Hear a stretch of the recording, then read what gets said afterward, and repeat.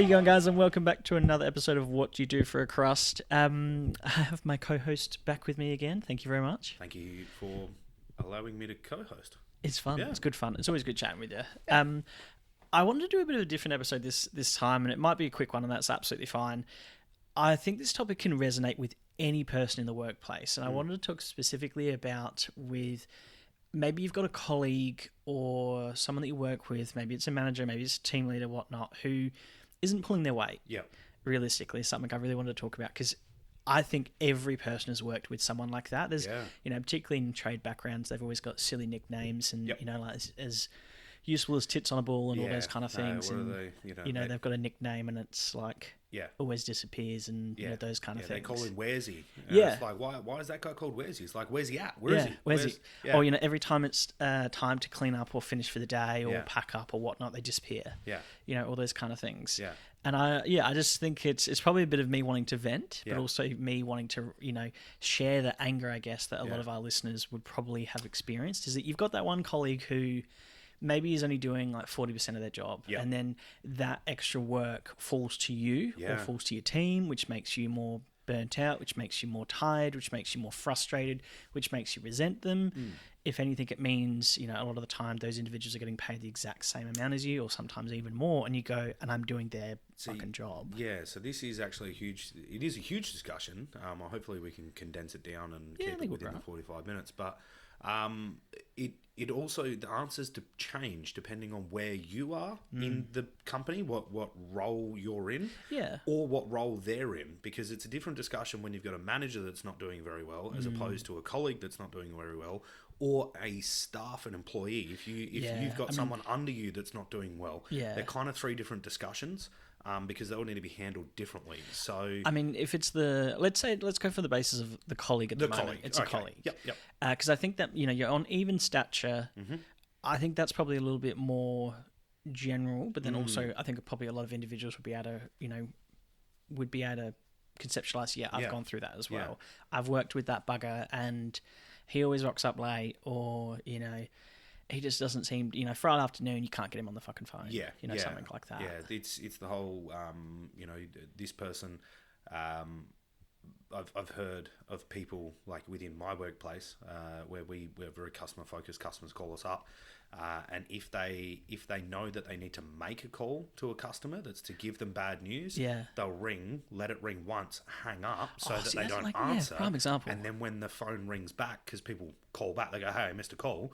When they call back, they note the number and they don't answer it and let someone else answer it. So they have to give them the bad news. I've heard of that.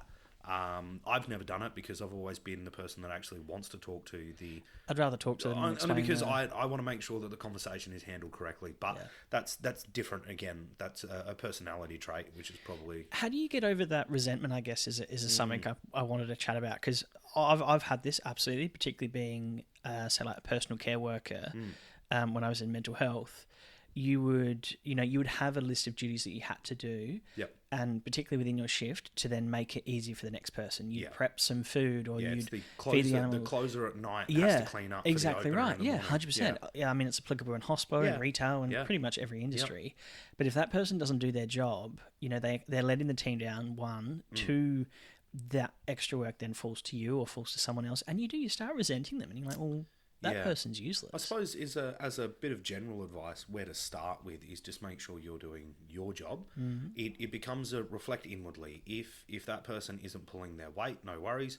What do you want to spend your focus on? Do you want to spend your focus on being resentful towards that person or just doing your job? So that's probably a good place to start, but that won't last forever in that you will always feel like you're doing more than that other person. Yeah, very fair. But what will help you get through the working week is knowing that you're doing your job to either the minimum, because that's what you're paid to do, is to the minimum. But if you want to progress, anyone that does the minimum is probably never going to progress in the right way. But if as long as you're doing your job and you're satisfied with your workload, and you're satisfied with the work that you've achieved, then that's probably the best place to start, is be okay with yourself to start with. Then it becomes discussions, and you've got a couple of different pathways. You can either say nothing and just live with it and take sort it out. of push through and be like, go home this will and do. Cry in the shower so no one can see your tears. Or you talk to that person, potentially have conflict, potentially create friction within the workplace. And that's the thing. You're always going to now be perceived as the bad guy, which I think is really unfair. Yeah. And then if you escalate to then management or seniors, then you're ratting them out. You're the snitch. You're not the team player. Not only that, there's also been, in my experience, if someone's not pulling their weight and someone else is complaining about said person not pulling their weight, unfortunately what can happen is if they take it to the manager as an example, there have been instances where the person that's complaining about the person not working is more of a bother to the manager than the person not working. Yeah. So the person complaining actually becomes front of mind for... and then you get labelled a complainer. Then you're the complainer. You're the guy. Well, you're bringing me problems. I don't want problems. Yeah. This person is fine. The workload as an overall is getting done. And that's where I think it just comes back to, you just need to make sure you're doing your job. In some cases, you covering for that person is actually a bad thing because you're not allowing it to be highlighted that they're not doing their job. So you've got a lot of decisions to make of what you want to do. Generally speaking, you should be able to go to your manager. You should be able to go You would hope so. If you've got an approachable leader. Same thing again. It's all about the way you communicate. So if you walk up to your manager and go, this fucking person over here, you're starting aggressive. Yeah. Whereas as opposed to... And it's not very professional in a lot of industries. Exactly. It becomes if you approach it the right way and it can be handled the right way, and it just becomes hey, I've noticed this. I'm just bringing it to your attention. It's frustrating me at the moment, which is why I'm bringing it up. Yeah. And I will leave you with that. And then if they do something about it, good. If they don't do something about it, everyone has a manager, or you can continue talking to that person. Same thing. It's how you approach that conversation. Yeah. It's, hey, I brought this up. It's been 2 weeks. They're still doing the same thing. Are you going to have a conversation with them or not? So you kind of keep, you escalate the importance of it. You make it more, you go from an informal chat to a, hey, I've spoken to you about this. And, you keep escalating it up if it's bothering you that much. I think it's very fair. I was talking about this with a very close family member last night, and he made a really fascinating and also terrifying point that often those individuals will get promoted, I guess, because they're not good at their job. And I'm not stereotyping to say that all of these individuals who maybe aren't doing the full capacity aren't good at their job, but maybe, there could be stuff going on in the background or in their personal life and all those kind of things that's affecting their performance. So, that has to be assessed and unpacked, within obviously professional bounds. But he made a great example that often those individuals, because they're not good or they don't sit well in a team, they get promoted or they get shifted or sidestepped, they get moved. Yep. And, it can end up being... 20 years down the track and they're in a very senior role and they're shit. Yeah, and it's terrifying. That's the whole fake it till you make it thing. I've never really liked the fake it till you make it thing. I mean, it's not a great concept. You gotta start. I get that. You gotta, if you're trying to progress and you want to learn something, you just got to get in and do it to start. Yeah. It's like, if you want to learn how to play pool, you just got to start playing pool. And eventually you will get better as you keep doing it. But that's a different level. Level and you can stick with your mentality. I'm going to fake it and not actually do it. Yeah. I have noticed in a couple of different roles that I've been in where, the person that seems to not deserve the job doesn't get it. There's probably a couple of different things going on there as well. If you're the person, if it's you and someone else, let's say there's 2 people and it's you and you do 90% of the work and they do 10% of the work, what will end up happening is with bad management structure, this is very keyed on that. Good managements will acknowledge that, move you up and move that person on and replace them. It's hard to find people. People don't want to have confrontation. They don't want to fire people because they think it's hard. That's what we have HRs for, or just suck it up and do it if you're a business owner. Hey, mate, this guy's literally killing your business, so do something about it. But I mean, it depends on the industry as well. These days, you can't just get rid of people. No, you have to manage people out. You do. It's very different now. But what ends up happening is the person that does the 90%, they can't progress because they're crucial to that role. That 90. Well, so if you replace that person that does the 90%, if you move them to somewhere else, and then you take a gamble that the next person in is going to cover that 90%. Yeah. What if it's another 10% person? Well, then you've got 2 people in a role doing 20%. So for some people, for businesses and bad management structures, and this is where I think it's important that managers actually go do management courses, people management courses, confrontational courses. Not everyone's good at. I mean, no one likes having those conversations. No. As someone who has had those conversations, it's not nice to micromanage someone. It's not nice to put them on performance management and say, hey, you need to lift. And it can go one or two ways. They can either go, oh shit, all right, I've got to pull my finger out, or they go, oh, I'm not the problem, and then that's where things get really tricky as well. Yeah. I'm not sure if you've had this, but I've had this a couple of times, and it's so dirty and dodgy. I hate it. When you're recruiting for a role, someone will get a positive reference, and it'll be literally so that they can get rid of that person. And I've had this twice now, where they've gone, like I've called up a person and asked for a reference, and they've gone, absolutely, this person is fantastic. They are so good at what they do. I'd be so upset to miss them and lose them, but I understand they want to move to new ventures and all that kind of stuff. That happens. And then 6 months later, and you go, what the hell? Why'd you do this to me? They bloody lied through their teeth. This person is shit. And I don't mean that intentionally to be nasty. I'm probably more nasty common person, in businesses that have teams where they're trying to move one person from one 100%. Team to another. The other thing is I don't put a lot of stock in references anyway, because one, you get that, or the other thing is you don't know who you're talking to. So I will have references on my own resume, not that I have a current resume at the moment anyway. I don't plan on going anywhere. So if anyone from my business recognizes me, I'm locked in. Don't worry, guys.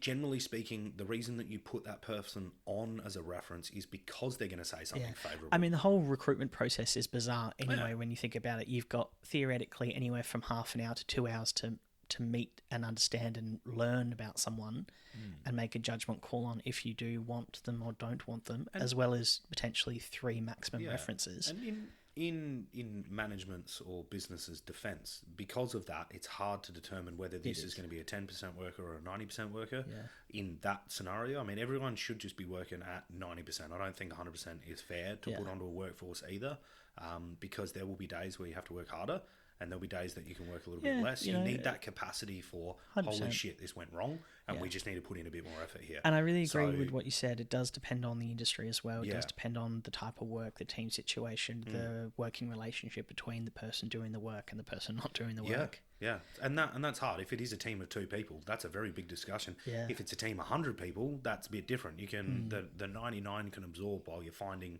a replacement for that 10% worker. Yeah.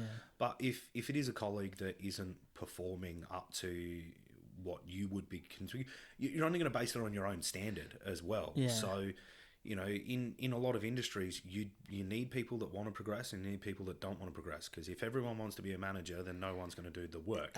So there's nothing wrong with getting into a job and staying there as well, as long as you're fulfilling your duties.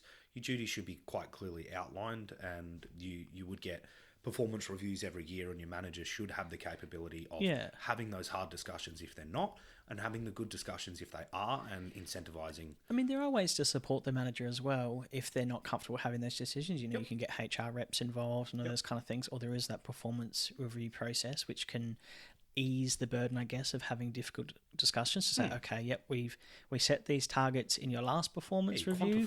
You were involved in those targets, or you were involved in those actions. You said you wanted to grow in this area. How's your growth looking? We're not there yet. Okay, let's knuckle down, or we need to figure out new strategy. The great things about performance reviews, and they're terrible when they have to be used because it means that someone's not doing something. But the good thing about them is it takes all of that human element out of it, because it is, you need to meet this target. That's the answer. There's no like, hey, I feel this way, because performance review shouldn't be based on that. It is exactly that. It's your performance. So there's different avenues for people with a bad attitude. If you've got a bad attitude, you probably wouldn't put them on a performance review. You would discuss things in a different way. That's where HR is important. If you're listening to this and you have a small business and you don't have a HR, there are actually outside resources that you can engage. Yeah, you can get a temporary consultant or something like that as well. Can you come in and do an internal review over 2-3 weeks? Yeah, so once again, a bit hard for a business that's only 3 people, but for businesses starting into the 10s, they tend to have that anyway. Yeah.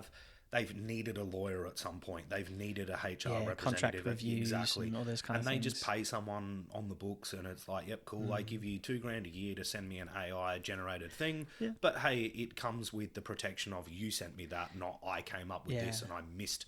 I should have put the word want and I put the word need. Like, do you know what I mean? And now the whole thing's void. And do you think this is where you always hear that theory?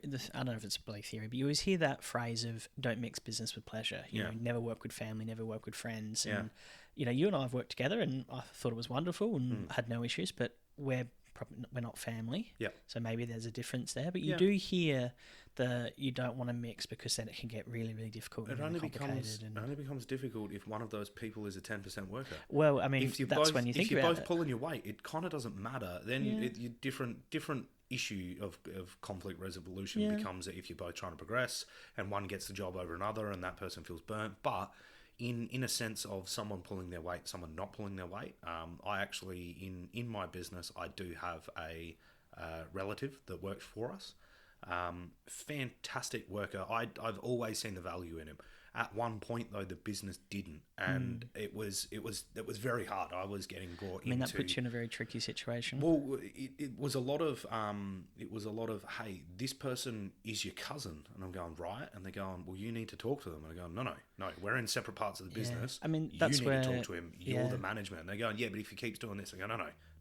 Don't get me involved in that. Don't bring me into this. I mean, that's a real conflict of interest as well. That there is the business is aware of. So you disclose that, which is great. We would have discussions outside of work, or sometimes within work as well. But I would always start the discussion with, who are you talking to?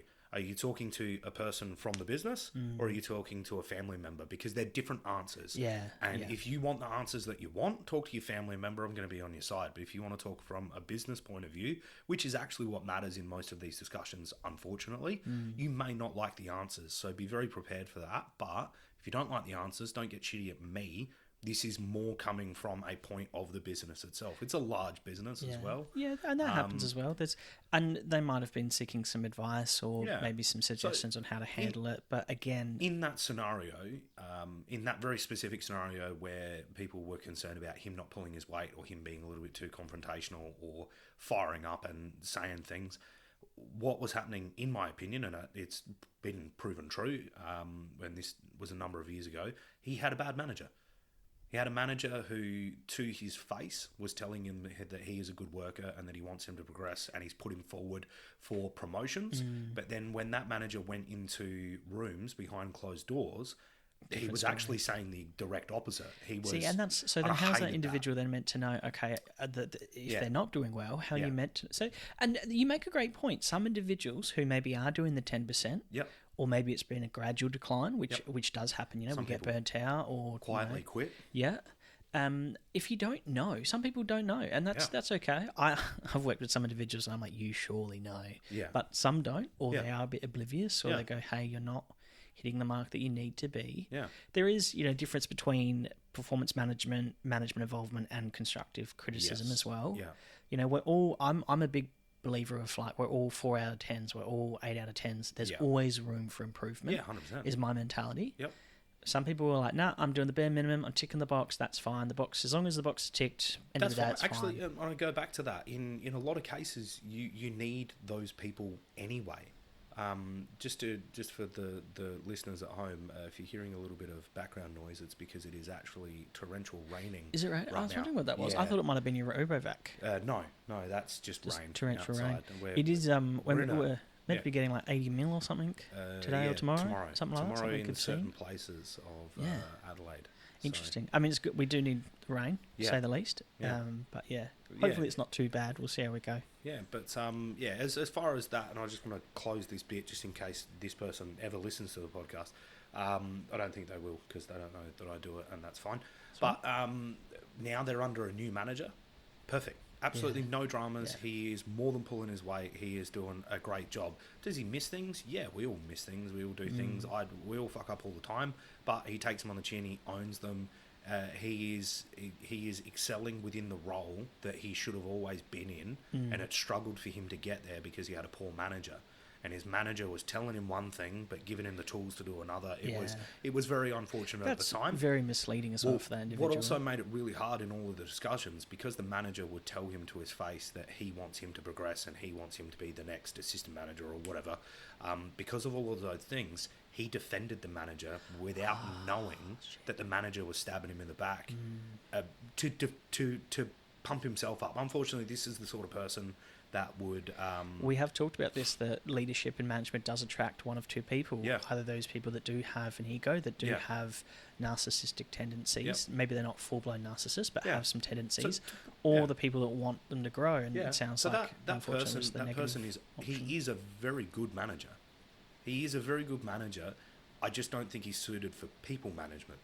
So management within, obviously there's more than just doing the job and so on. But that's a whole different discussion. I mean, respectfully, I would disagree with you then. Okay. Because I think a core function of leadership or management is people management. Yeah. And, in almost every industry you're going to deal with people. I'm not saying that I understand you're being... It's more of, to be a manager, there's more than just one field. You've got to tick 3, 4, 5 different areas. He does well in all of the other areas. And at a surface level, I think he does really well with his staff, in that he does pump them up and he gets a lot of value out of them. Well, that's good. But the asterisk to all of that is that he doesn't back it up behind closed doors, and it just becomes an issue. That's a personal opinion as well. That's not an opinion of whatever my workplace is. Fair. This is one of the reasons we allow the option to stay anonymous, because if we do have, let's call it constructive criticism, or just criticism in general, so if anyone is willing to jump on and you do want to stay anonymous for that reason, so that you can speak your mind at times, 100%, feel free. So I obviously have the option to say who I am. I choose not to, because I sit more on that. You Ed, you sit on the, you can say who you are, this is you letting everyone know, and then I'm embodying the, you don't know who I am. People know I'm on the show, obviously, but for legal reasons, I'm not on the show. It's not me. I'm an enigma. I'm just talking to myself and just absolutely sitting in a room by myself. Just your voices, I know, right? Yeah. Almost like ventriloquist. Yeah. It is a bit of a terrifying factor, though. There are good managers, there are bad managers, there are good staff, there are bad staff, and it does. I think that's what scares me a bit. Is it impacts your day? It can impact your day and your working week in such a large area. A very close friend of mine has recently quit. He actually quit last week because he was paired with someone who was meant to be training him. That person basically was like, I don't want to train you because you're probably going to take my job. Sweet. So then they literally didn't train. Yeah. So then he literally was like, I'm not doing anything. That's he still gets paid and all that kind of stuff. But he's like, I'm now losing interest in this job. I'm losing interest in this company. Yeah. So the like value he would to that business. And he was like, he had a really great self-reflection. One of those conversations that you have at the end of the driveway, and you sit and you go, God, that was a good convo. Yeah. I was chatting with him, and he's like, I've literally lost the drive that I had. Yeah. In the enjoyment and satisfaction I had in my work because this person is just treating me so poorly. I'm a firm believer of exit interviews. Yeah. Because without an exit interview, once again, this is your time to say the reasons why, and you're already leaving. So, but I mean, you always get cautious, particularly we're in Adelaide, we're in South Australia. It is a small place. Yeah. I mean, you could argue Australia is a small place as well. It always seems that people know people of people, and social media is a big thing now, and we can be connected so easily, and there's a lot of integration and across different industries as well. I agree with you. An exit interview is very important. Yeah, and exit interviews should be the information is obviously not anonymous, and it's utilised in such a way. But the business doesn't have to say where they got the information from. Generally, it's just fact finding. It's you're just going, okay. I get that you're saying that you're having, let's call it, family difficulties, or you don't want to travel as far or whatever. I get that at face value, that's what it is. But really, what is it? And it's like, Bill is an absolute fuckwit, and he's going to get someone killed, and I don't want to be the guy that gets killed. And quite frankly, I don't want to work for him. Yeah. And that is enough. And more often than not, the business will go, Yeah, we know. Yeah, we know. But they can't. Once again, it's not quantifying anything with just knowing that he's a bit of an asshole or whatever. Now it's okay. We're losing staff because Bill's a fuckwit and because he's dangerous, and now we probably should do something. It's such a shame that, unfortunately, for a lot of things to change, for things to be actioned, something has to happen first. Things need to get worse before they get better. Which is such a shame. It does suck. But that's through every industry. It is every industry, but I mean, and you could argue, is that a good thing? Is it a bad thing? You know, we have said on this podcast a lot of the time, I've said on this podcast a lot of the time, it's one bad apple ruins the bunch. 100%. You know, it's one rotten egg that kills the dozen. Yeah. It does happen. Yeah. I mean, if you think about it as human nature, we can't all get along with everyone. Yeah. It's not physically possible, but, you know, you still need to be professional and those kind of things. But it can really dig at you, and I'm not trying to bring us back to the original topic, but it can really dig at you when you're giving 100% or 90%, or you're coming and rocking up day in, day out, and you know, you start at 8 o'clock, but you're there at 7:45, so you can make a coffee and get settled and start right on the dot, or you have that professional expectancy, or you put that professional expectancy on yourself to go, yep, I know I need to do this, or in case traffic's bad, I'm not going to be late, all those kind of things, compared to the person who, you know, 2 times a week rocks up 10 minutes late, I got stuck in traffic, or my alarm didn't go off. And on that note, I just want to say, in some cases, you also need to pick your battles as well. So it depends on, okay, so let's say it's a colleague, and we'll get away from the 90-10. We'll just go, there is also a difference between this person not pulling their weight is, we're in a small business, and I'm always the one cleaning the bathroom, and they never clean the bathroom. Or I always replace, you know, this, and they never do that. You sort of got to pick your battles as well. Like, if that's the biggest problem, you're probably doing okay. And I would also say in almost every business, you're paid by the hour. Yeah. So if that means that you have to go get milk all the time and you're sitting in a car to go get milk, I mean, it's not take it as a win. It's not hard. You're getting out of the office, you're getting a bit of fresh air. No one's bothering you. I get things that can be frustrating because you're the only one that seems to give a shit. But that's where it's a picky battles. With some of that small stuff, it may not be worth having a formal discussion about, and it can just be, you know, in a joking sense of like, hey, I do this all the time. You know what? I'm not gonna. If you want the milk, you go get the milk, man. So sometimes that works, sometimes that doesn't. But you also need to be aware the consequences of your own actions is that you also, if you say, I'm not going to go get milk because it's not my turn, and no one else gets it, you need to wear the consequences of there are no milk, and you had the capability of doing, well, there isn't any milk, rather, bad English.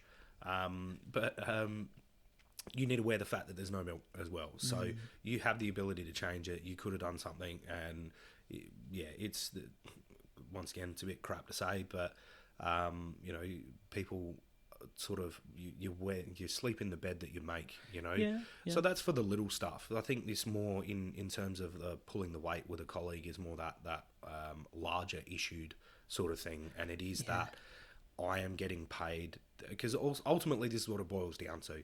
I'm getting paid the same, or in some cases less than this person, for doing more of the duties. That's a conversation you need to have with your manager. It's not an easy conversation. There's a couple of different things that resolve that. Is either with this is all assuming that your manager is going to action it correctly and take it on board without just walking out straight into the middle of the room and going, "Oi, mate, this guy just said that you're not doing that." So that's you want to avoid that, because that's starting conflict. You want to hope that the way that doesn't lead to a great you're not trying to cause conflict. You're trying to cause resolution, and by starting in a negative state or in an aggressive state is never helpful. But ultimately, your manager should either action that by, being a bit more attention or time put into that staff member to make sure that they're on track so that they can get them back to where they need to be, so it makes it all fair. Or the discussion can just be, well, if I'm doing more, I want to get paid more. So a very good example of that, and I've never actioned this, but in some cases, actually, let's talk about you rather than me. Leave me out of it. But, sure. Your background is a plumber. Yep. You work in an office or whatever, and there's a tap leaking. You have all the tools in your car. You have the ability to do it. Yep. There is a difference between you getting paid X amount of dollars. I'm just going to chuck a whatever. Let's say you're getting $40 an hour, right? Plumbers charge $150 to $200 an hour. Yeah. All that other stuff. Yes, they have other expenses, so on and so on. But is it appropriate of the business to ask you to repair that tap? You have the skills, you have the tools, it's a great question. It's a great scenario. This has actually happened to me as well. Yeah. In not my current role, but a previous role, a couple of roles ago, we were moving office, and we had to dismantle some furniture. We had to take some things off the wall that were dyno bolted and mounted, and all those kind of things. I offered to assist, so I brought in some tools, drills, crowbars, all that kind of stuff. I happily offered. Yeah. It was very clear as to what the parameters were. I had to wear steel caps. I had to wear high vis and a hard hat because it was technically a construction site. But ultimately, it wouldn't have gotten done if I didn't do it, which is, you could say, is very poor planning by the organisation I was working for. Yep. I offered, so I made my own bed. I had to sleep in it. That was fine. It was for the betterment of the team. I was in a leadership position at the time. I did it, not after hours, but I did it sort of, from 3 to sort of 6 o'clock. Your normal work done. I did, yeah. And this was an added. I probably went above and beyond, to be fair, and they took advantage, yes. But again, I offered. And I offered again because I knew it was going to put additional stress on my colleagues, on my team, on my manager, who was really fantastic. So I was happy to do it. Yeah. I've also worked at another place where they had a leaking zip tap. Yeah. And I had I'm still borderline speechless. We don't touch zip taps, by the way. Yeah, I got very... because it's quite a unique thing and it's specialty and, you got to be careful about warranty. And warranty and all exactly that. Right. And only the people from Zip have the tools and only the people from Zip have the piping. And, we're talking about a specific brand as well and all those kind of things. For legal reasons, we do not touch zip taps. So they bought and ordered a new unit, but didn't arrange install. Yeah, that's a bit and were expecting me to do it. Yeah. And so this manager literally brought me in. It was actually a director. Brought me into their office on a Monday morning and said, "Hey, tomorrow you're going to bring your tools. Yeah. You're going to hook this up. Yeah. I'll pay you for the day as your normal day. Yeah. If you need to go get some parts, I'll give you the office credit card, for copper and all those kind of things." Yeah. I flat out said no. Yeah, I think that's fair. Flat out, and because this person was extremely rude and very arrogant. Yep. 2, I tried to explain, hey, this is a specific thing that not everyone can do. Yeah, installing's probably nowhere near as bad as working on it, but I also because I come across these situations very often as well. Yeah, I can imagine. I have a line that I do draw. There are things that I do, and then there are things that I don't do. Yeah. And a lot of it is warranty based as well. It's a lot of, hey, if something goes wrong, where does the insurance come into play here? So 100%.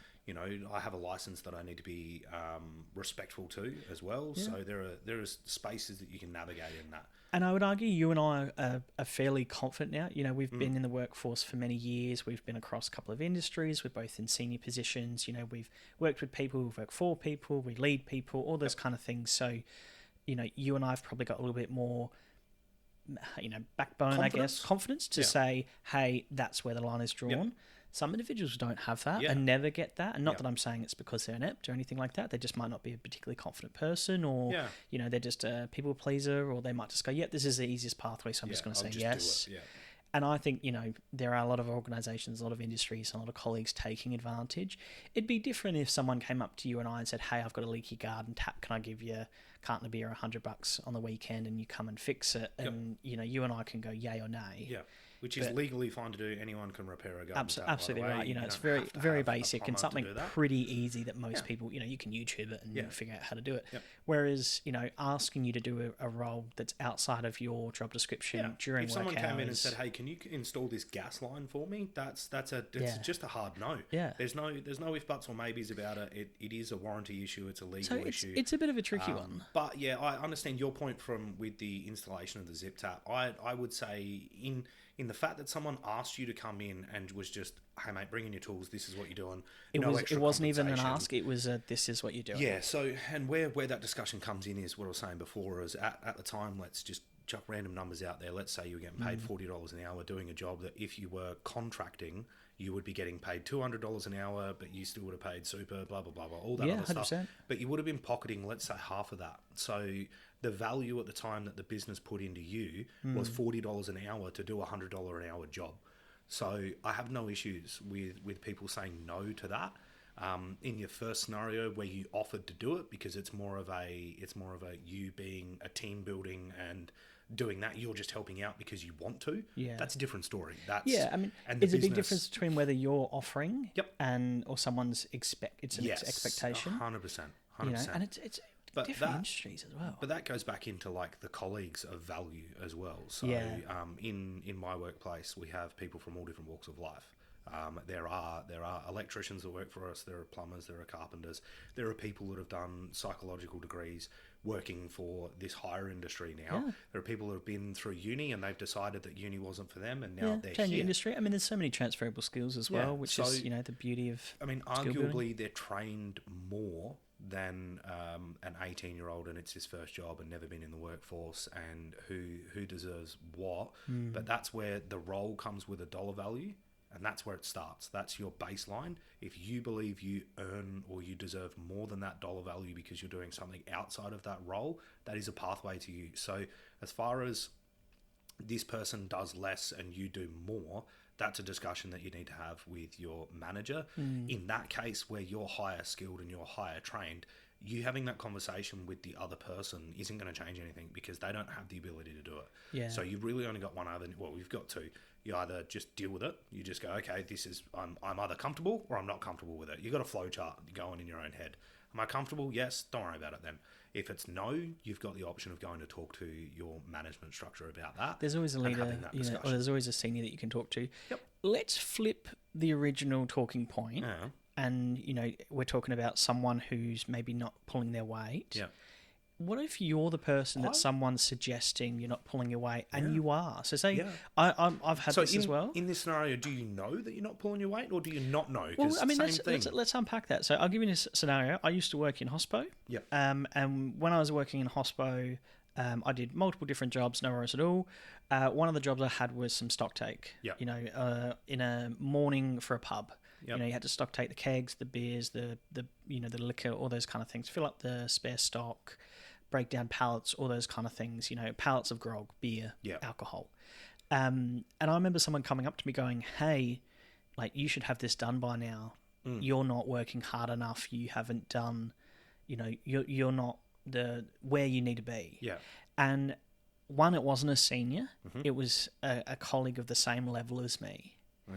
And, I probably took that a little bit to heart as well to say, but in my opinion, and again, this is all opinion-wise because, we don't, I don't actually know in the scheme of things, but I thought I was absolutely doing my role and doing it to the best of my capability and all those kind of things. So I was almost a bit offended as well. This person did approach me quite abruptly as well. Yeah. But, if we're turning the original discussion on the other way around, where someone comes to you and say, "Hey, you need to lift your game. You're that 10%." It can be really insulting. Yeah, because we all do take pride in what we do. Majority of us do anyway. Yeah. I remember being like, "Well, hell, you fuck off! Like I'm doing my work. Yeah. Like you go do your work. Why are you critiquing me?" So I got instantly very defensive as well. Yeah, especially when that comes from someone in the same level as well. That is hard. So. To touch on what I was saying before, if you know or you don't know. So if you know that you're not pulling your weight, first of all, from a personal side of things, fuck you. Fuck off. No. Right? You make your own bed, you reap what you sow, you navigate that workspace. That's you. There are people out there, I'm not saying... reprimanded for it and whatever, that's on you. The advice is that, if someone is consciously allowing other people to be burdened by you not doing something... And that's your choice. If it's a choice, I mean, you're affecting day to day. You're affecting the team vibe. That's a personal opinion. Go work somewhere else. I have no time for you. You and I have talked about this. There's no advice in that because you're just not doing your job. And see you later. We've talked about this before about the people doing 2 shits a day at work, and they're in there for half an hour and then they go on smoke break. How dare they? When it and it isn't fair. No, because this is the answer. It isn't fair. It's not fair that you get to do less whilst getting paid the same, and 100%. You're burdening other people around you because they're a nicer person. So that's that bit, right? If you know, then there's a problem. Could be someone taking advantage of a nice person as well. The people that genuinely know that they're taking advantage, they are few and far between. They're 1 in 10s. They're very few people. A lot of people don't know that they're not pulling their weight. But I mean, we're up to, this will be episode 39. I hope 39. So we're a few episodes in. Yeah. I have met many people that have generally, had someone that they've worked with who is that 10%er who is doing shit work, or the quality of the work, or the sheer quantity as well. Yeah. Like, it is a common thing. It's not as... It is everywhere because, and I was going to bring this up as well, is that most people, if you ask them, they'll go, I am doing a good job. They'll go, yeah, I'm embodying that. Very few people are like, oh yeah, I could be better. Yeah. Everyone knows that they could be better, but people won't admit it. Yeah. And that is what it is. Like you said, there's always room for growth, but there's a difference between room for growth and actually meeting your targets. Yeah, so very fair. Everyone could be better, but are you meeting that minimum, that standard? If you're meeting that standard, then the discussion's not really there, because you are achieving, you're getting your job done, you're not a burden on the workforce around you, you are actually contributing. If you are unintentionally not contributing, and this probably comes more from the complaining side of people, where they accidentally find themselves in that lower end of contributing, is that they spend more time complaining about it than they do actually doing the job. So this is where the people, they go, well, I'm working hard. It's like, you have spent a good portion of your energy explaining that you're working harder than this other person, as opposed to not doing it. And now you're not working as hard as this other person, and you're affecting the team around you. So that's where discussions need to go to the manager. That static that you're hearing again is that. I was going to say, we're having quite bad. It is bucketing down. It's going to make me go to sleep. So it's quite interesting. When I sat down with the architect, that was a fantastic episode, and so interesting to learn about, particularly that industry. They talked about a lot of the additional hours that you do. That's not the day-to-day, but it's the. There's almost an expectation in that industry that when a big project comes in. Oh my God, do we need to check the gutters? It is bucketing down. It is bucketing down. We'll see how we go. Well, if we need to pause, we'll pause. Yeah, we do need to. Would you need to wrap up? Yeah, all right, well, let's wrap up. No worries at all. Yeah, sorry. You're right. Well, but yeah, look, it's okay. It's. I'll sort of finish. We'll finish this little bit of the topic up. But if you are that person and you don't know, and someone does come up to you, first thing is you're gonna have a natural reaction of denial. You're going to deny. You're going to go through the 5 stages of grief. Blah blah blah. The only thing I would suggest is, if someone gives you constructive criticism, or if the intention is constructive criticism, try to take it on. And then the discussion, once again, everything has to go back to your manager. This is why it's so important to have a good management structure. Regardless of what level of business you're in, it doesn't matter where you are. If your direct line manager is the CEO or the board of directors, you need a good board, you need a good CEO, they need to be approachable. So it doesn't matter where you are in this. If you get that feedback, it becomes try to take it on board and try to understand their point that they're coming from. Generally, that's let's have a sit down and talk it through. If you've got a bad manager, that's a bad discussion. There's not a lot, unfortunately, that you can do there. In some cases, in some cases, it's just time to move on as well. It is there's a nothing shame, wrong with that. It can affect working relationships as well. Obviously for the much negative point to say, okay, well, I don't like how this person spoke to me, or I feel like they're micromanaging me where that's not their job, or they're trying to show leadership whereas they're doing a bad job, or just it could be that you're even in competition to a promotion and they're trying to undermine you. Like you kind of get a bit. I'd put on that is if you are the person not pulling their weight, the fact that someone come and spoke to you, if you know how hard it is to go and speak to someone else about them not pulling their weight, and how difficult of a conversation that is to even start, the fact that they've done that with you, you need to take that on board. And I agree with you. You need to go, okay, you've got to self-reflect. Yeah. You've got to self-reflect, and that's where you'll come to that decision of, you go back to that flow chart of, am I doing a good job, yes or no? Am I pulling my weight? And if you go no, and you decide to do nothing about it, then once again, you fall into that category of directly affecting other people's lives because you don't want to pull your weight. If you do feel like you're doing a good job and you can prove it, this is where it goes back to that performance plan. Yeah. Everything can be quantified. Are you hitting your targets? Yes or no? Are you at the end of the day, have you achieved what you set out to achieve, or have you ticked the box for the work that you're meant to be covering? Yep. I think at the end of the day, you internally would know that. I've had a productive day, or I've come and I've rocked up, I've done my job, or I haven't done my job. I've had 15 coffee breaks, or those kind of things. I know we need to wrap up. Yeah, no, all good. Thank you very much for your time. really. I think this is my shortest episode. It definitely is it is the shortest episode, but I think it really resonates with everyone. Yeah. Everyone would have worked. Yeah, we could probably touch on this at a later date as well. You know, once we both have just more experience in the industry again, and you know, this is certainly something that can be revisited, and I think it'll get revisited a lot. And it'd be interesting to get opinions as well from different people. You know, different industries, different level of different level of exactly. Yeah. I mean, maybe if you do get a person that wants to do a side of other than what do you do for your crust, but they're more of this sort of chat, and they are in that entry level position, might be interesting to talk to those people as well. Yeah, very true. If you want to bitch and moan about your colleagues, feel free to reach out to Ed.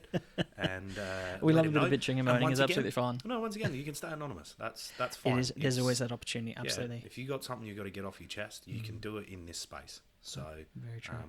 Thank you for having me on. Appreciate it. Always a pleasure. Thank you very much. Cheers. All right.